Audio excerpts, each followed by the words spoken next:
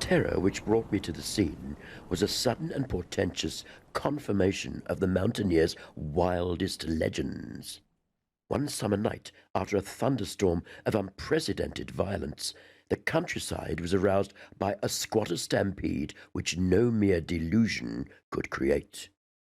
The pitiful throngs of natives shrieked and whined of the unnameable horror which had descended upon them, and they were not doubted.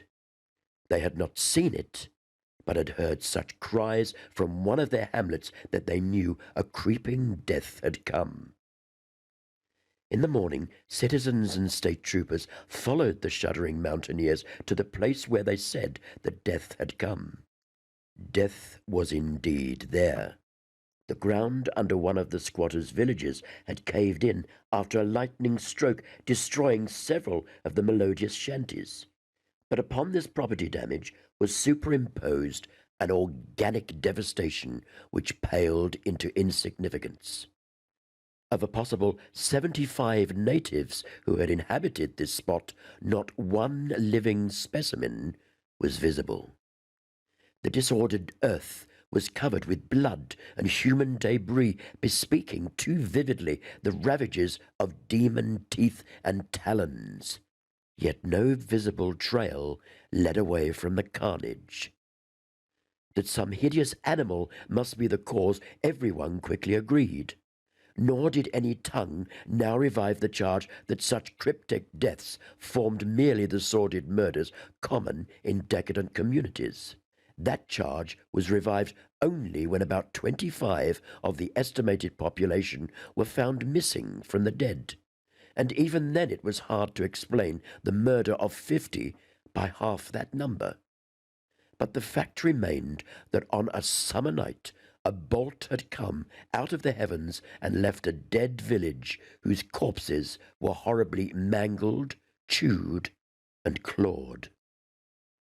The excited countryside immediately connected the horror with the haunted Martent's mansion. The localities were over 3 miles apart. The troopers were more skeptical, including the mansion only casually in their investigations, and dropping it altogether when they found it thoroughly deserted. Country and village people, however, canvassed the place with infinite care, overturning everything in the house, sounding ponds and brooks, beating down bushes, and ransacking the nearby forests. All was in vain.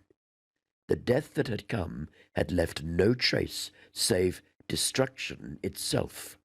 By the second day of the search, the affair was fully treated by the newspapers whose reporters overran Tempest Mountain. They described it in much detail, and with many interviews, and elucidated the horror's history as told by local gendarmes.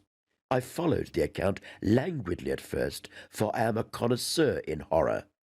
But after a week, I detected an atmosphere which stirred me oddly, so that on August the 5th, 1921, I registered among the reporters who crowded the hotel at Lefferts Corners, nearest village to the Tempest Mountain, and acknowledged headquarters of the searchers.